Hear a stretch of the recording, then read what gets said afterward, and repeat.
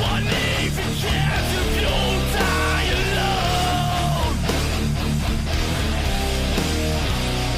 I don't even care if you die alone. I don't even care if you die alone. Hey guys, and welcome back. Today I'm doing my top 20 for 2020, and the theme is 70s horror movies. Once again, it's been created by Joe, the Horror Man, and Jason over at Horrific Nightmares JM. I know I'm a bit late to the party on this one, but I wanted to do a list anyway because I really like doing these lists. So without further ado, number 20, I Spit on Your Grave. Only seen this once, not too long ago. It's pretty intense film. Definitely not for everybody, but I'm sure everyone's seen it on here. So, but yeah, number 20, I Spit on Your Grave. Number 19, Invasion of the Body Snatchers.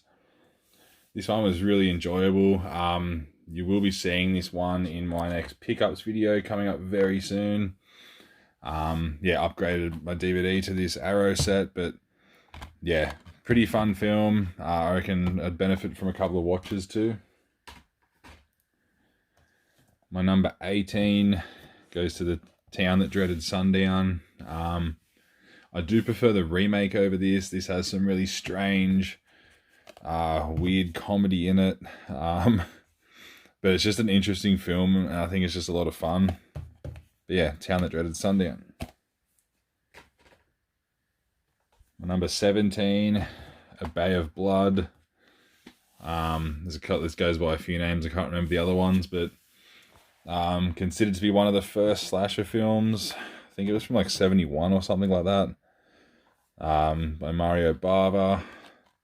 Italian slasher film. Like the standard whodunit with excessive blood and violence. Number 16, have Piranha, the Jaws ripoff. It's still a lot of fun. I need to check out the sequels for these. I've heard they're pretty good. I really liked Piranha. So that's my number, 16. My number 15 is a classic, Carrie, by Brian De Palma. When I first seen this, I didn't care for it too much, but watched it twice now, and I really enjoy it. I'll just say it definitely holds its place in that 70s group of horror classics. Strong message about bullying in this too, so yep. Number 14 goes to The Omen. I only watched this like a couple of nights ago. It's only one I've seen in the franchise, and I quite enjoyed it. Usually not the biggest fan of like your supernatural kind of possession movies or whatever you want to call them, but really enjoyed The Omen. So let me know if the sequels are worth checking out. I know Scream Factory has a good box set of that. Number 13 goes to the original Dawn of the Dead. This probably is higher on other people's lists. I've only seen it the once, and this old Umbrella DVD transfer was pretty bad. I have ordered the new 4K set, so I'm keen for that to come in. It's not until late this year, but yeah, I think once I see it on a better transfer, I'll like it a fair bit more. Number 12, we have House. I think this is a Japanese film. This movie's batshit crazy. I don't even know how to explain it. These, these high school girls go to their aunt's house, and it's just a giant trip. I mean, the visuals, like in every scene of this film, are just, they're just crazy. It's a very hard one to explain if you have not seen it. But it's just a visual masterpiece on your eyes while you're watching it. Very trippy movie. And number 11, A Clockwork Orange. Some people may not consider this horror. I do. Follows a disturbed individual named Alex and his little gang of minions that go around and just terrorize the public, and it's a giant character study too. So yeah, I consider it horror. Some people may not, but it's my list. Top 10.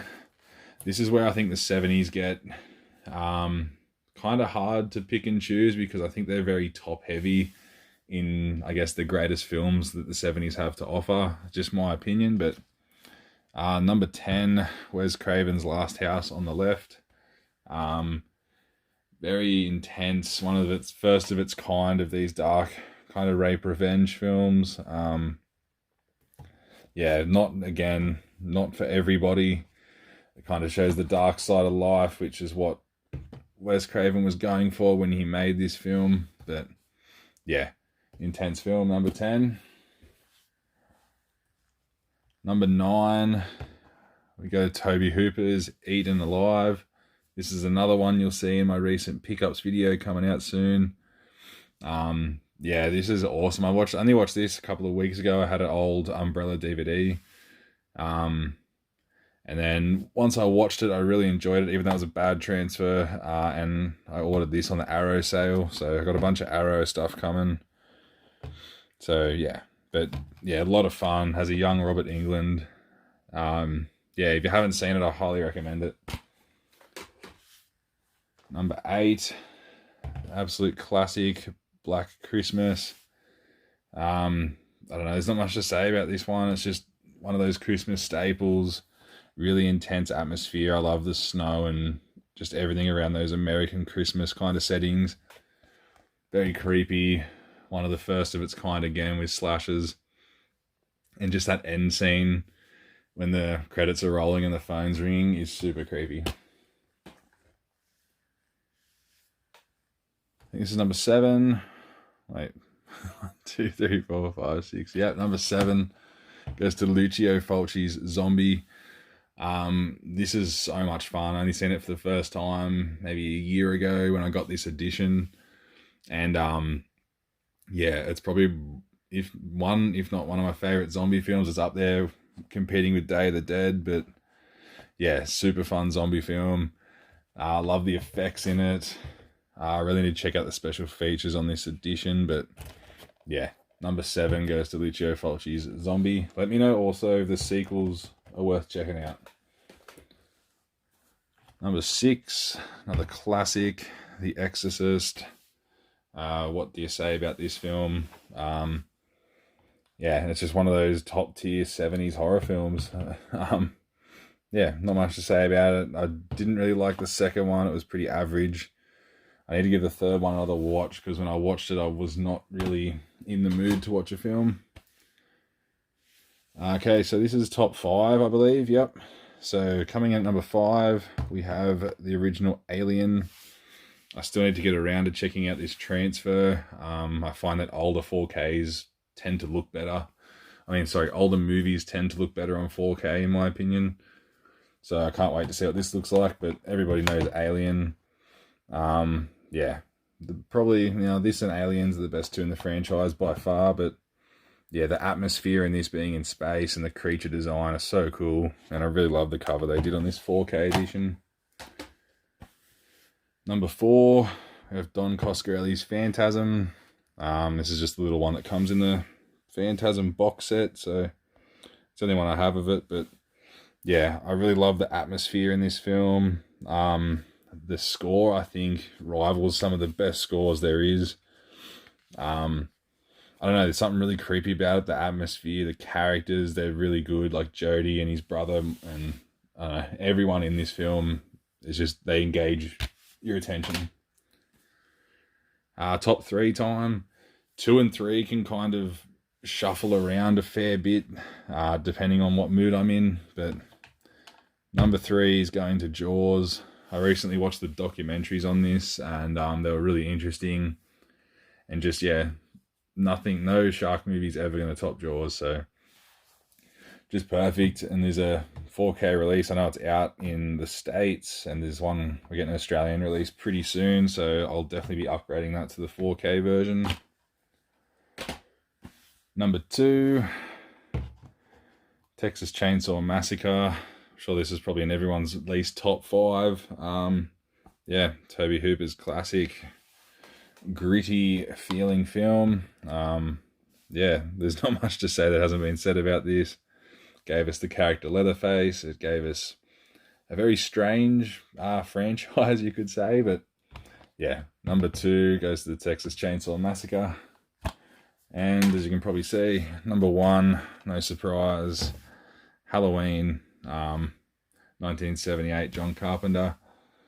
One of the first mainstream slashers to get a lot of attention. Yeah, the score in this, I don't need to say much about it. It's Halloween, guys. You know what it's about. So anyway, that's my top 20 70s horror films. Let us know what yours is down in the comments below. Let us know what you think of these movies, and I'll speak to you guys next time. See yous.